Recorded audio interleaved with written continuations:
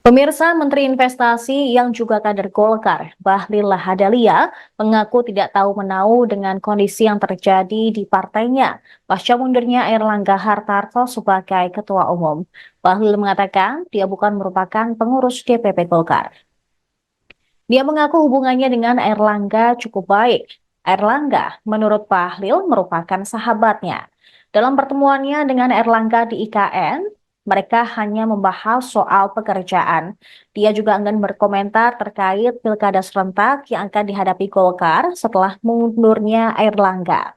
Termasuk ketika ditanya apakah mundurnya Airlangga akan berpengaruh pada pencalonan sejumlah kader Golkar di pilkada serentak.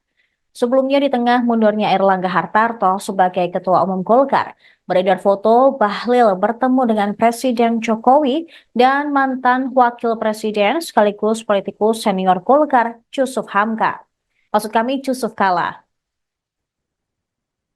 Dalam pertemuan dengan Jokowi, Bahlil tampak memakai baju koko putih berlengan panjang lengkap dengan peci kuning.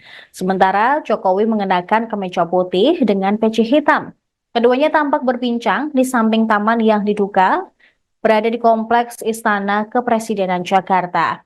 Sementara itu foto lainnya memperlihatkan Bahlil menemui Yusuf Kala di kediamannya di Kebayoran Baru, Jakarta Selatan. Pakaian Bahlil yang dikenakan saat bertemu JK sama dengan yang digunakan sewaktu bertemu dengan Presiden Jokowi. Beredar isu bahwa dalam pertemuan tersebut, Bahlil meminta restu untuk maju menjadi calon ketua umum Partai Golkar.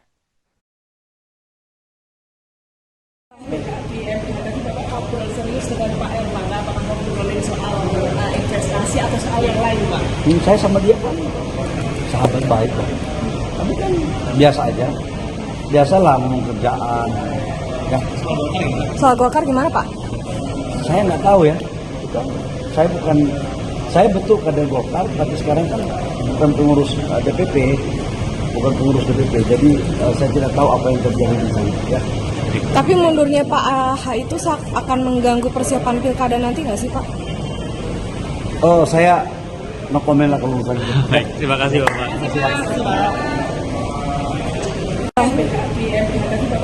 Serius dengan Pak Airlangga, apakah mau ngobrolin soal Download Tribun X sekarang, menghadirkan lokal menjadi Indonesia.